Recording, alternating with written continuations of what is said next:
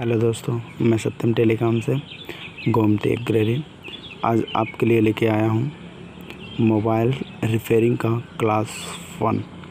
आज हम आपको थ्योरी बताएंगे और आप लोग अगर कमेंट किए तो आप लोगों को मैं प्रैक्टिकल भी बताऊंगा। और मैं क्लास 1 से लेके एडवांस लेवल तक की जितनी जानकारी है सारी शेयर करेंगे उन भाइयों के लिए जो इंस्टीट्यूट ज्वाइन नहीं कर सकते हैं।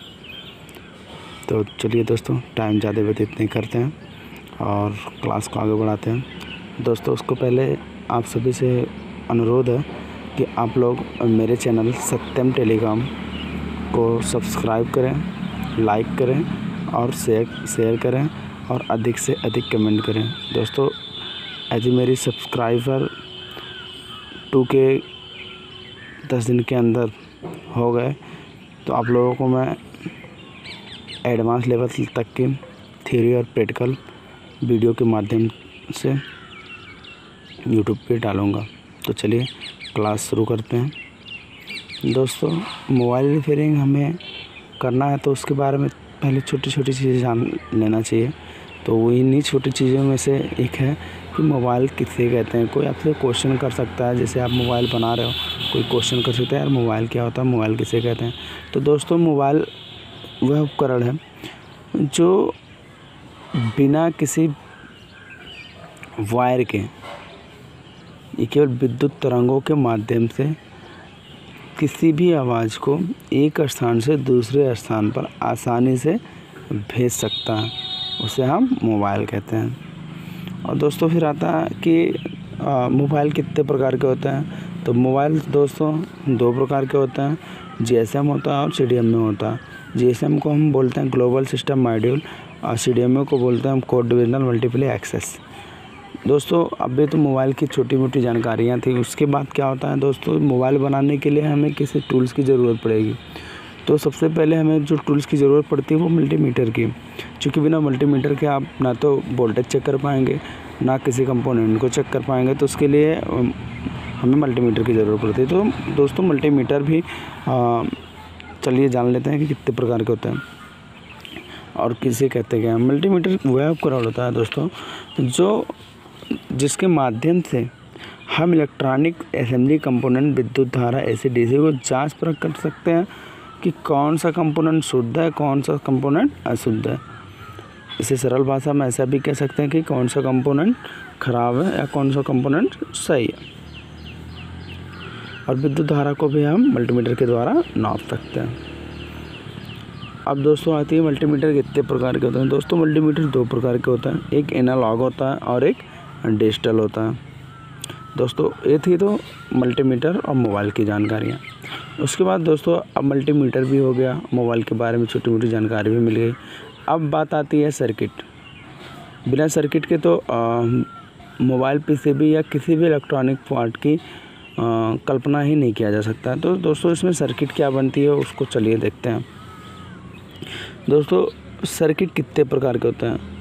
तो सर्किट दोस्तों 3 प्रकार से होते हैं। एक होता है ओके कंडीशन। ओके कंडीशन का मतलब होता है कि मान लिया जाए एक स्विच के माध्यम से हमें एक LED जलाना है। जैसे हम स्विच दबाते हैं, प्रेस ऑन करते हैं, वहाँ LED हमारी जल जाती है और ऑफ़ करते हैं तो LED हमारी बुझ जाती है। उसको हम बोलते हैं ओके कंडीशन। दोस्तों, उसके बाद आता है ओपन सर्किट। ओपन सर्किट का मतलब ये होता है जैसे हमें LED जलाना है, अब हम स्विच को ऑन करते हैं लेकिन LED नहीं जल रही है। जब LED नहीं जल रही है तो कहीं ना कहीं कुछ ना कुछ फॉल्ट है, तो उसी फॉल्ट को हम बोलते हैं ओपन। उसके बाद आता है दोस्तों शॉर्ट सर्किट। शॉर्ट सर्किट का मतलब क्या होता है दोस्तों, कि जब हम सप्लाई देते हैं LED को तो LED नहीं जलती है, बल्कि जो वायर होते हैं वो हीटिंग होने लगती है, उस सर्किट में हीटिंग होने लगती है और इस कंडीशन को हम बोलते हैं शॉर्ट सर्किट। अब इसे हम चेक कैसे करते हैं दोस्तों। अगर ओपन सर्किट है तो हम मल्टीमीटर के द्वारा कंटिन्यूटी रेंज में ले जा करके उसके सर्किट को हम चेक करेंगे। एक छोर पे एक प्रोड रखेंगे, दूसरे छोर पे एक प्रोड रखेंगे। अगर वो ओपन होगा तो आपको बीप नहीं देगा, यदि वो सर्किट ओके है तो बीप देगा, कंटिन्यूटी बताएगी। शॉर्ट सर्किट में क्या होता है दोस्तों, जब 2 सर्किटें होती हैं और दोनों सर्किटों को हम एक ही छोर पे चेक करेंगे, अगर वो शॉर्ट रहेगा तो वो क्या बताएगा, बीप बताएगा। जैसे कि आपको दिखा दे, ये है ओपन सर्किट की कंडीशन। हमने यहाँ बैटरी सप्लाई दिया, यहाँ एलईडी जल गई, तो यहाँ कोई कटावट नहीं है, यानी कि जुड़ा हुआ है बैटरी से लेके एलईडी तक। उसके बाद दोस्तों क्या होता है, ओपन सर्किट, ये बैटरी की सप्लाई हमने दिया बट एक वायर कट गया, यानी यहाँ सप्लाई कट हो गया, तो यहाँ एलईडी नहीं जल रही है। ठीक है दोस्तों, यहाँ देखिए गुड़े का चिन्ह बनाया गया, नाउ लाइट नॉट फाउंड। उसके बाद शॉर्ट सर्किट के बारे में क्या होता है दोस्तों, जो दोनों वायर होते हैं वो आपस में टच हो जाते हैं।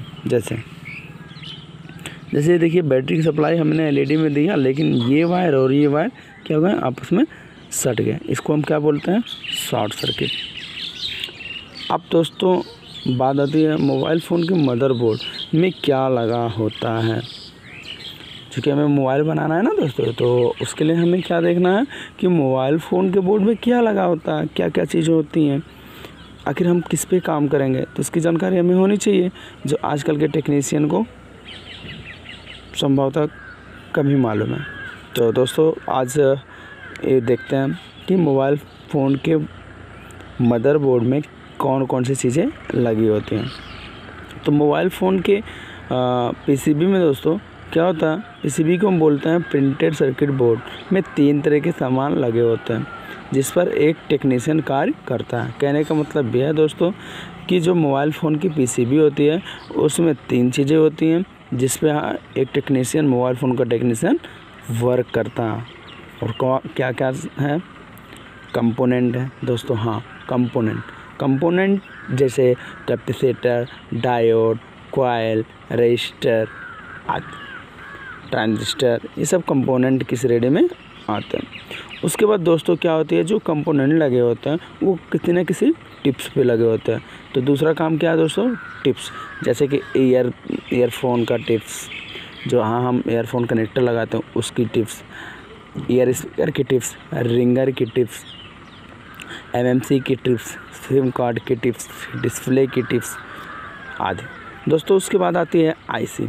दोस्तों आईसी क्या होता है कि जितने पीसीबी होते हैं मोबाइल फ़ोन, वो बिना आईसी के कार्य नहीं करेंगे। तो दोस्तों हमें इन तीनों चीज़ों पे ध्यान देना होता है, किस पे, कंपोनेंट पे, टिप्स पे, आईसी पे। कंपोनेंट ख़राब ना हो, टिप्स पे जीआर आता हो, सप्लाई आता हो, आईसी सही हो, इसी तीनों चीज़ पे हम वर्क करते हैं। दोस्तों अगर वीडियो अच्छी लगी हो तो लाइक कीजिए, शेयर कीजिए, कमेंट कीजिए, ताकि इसके बाद हम आपको पीसीबी में कितनी सप्लाइयाँ बटी होती हैं, किस पे कितनी जीआर आनी चाहिए, किस पे कितनी वोल्टेज आने चाहिए, और कंपोनेंट की चेकिंग कैसे करते हैं, कौन सा कंपोनेंट क्या काम करता है, कौन से कंपोनेंट से क्या प्रॉब्लम आएगी, कौन से कंपोनेंट के प्रॉब्लम से येलो मार्क आता है, कौन से कंपोनेंट से डेड होता है, कौन से कंपोनेंट से आपकी सप्लाई ओपन हो जाएगी। ये सारी जानकारी लेने के लिए दोस्तों मेरे चैनल को सब्सक्राइब करें, लाइक करें, शेयर करें और कमेंट बॉक्स में कमेंट करें। आपको क्लास 2 कल की वीडियो में मैं डाल दूँगा। तो कल के वीडियो में मैं बताऊँगा कि कंपोनेंट क्या होता है, टिप्स क्या होता है, आईसी क्या होती है दोस्तों। तो आशा करता हूँ आप लोगों को ये जानकारियाँ पसंद आई होंगी। Thank you so much, take care, bye bye.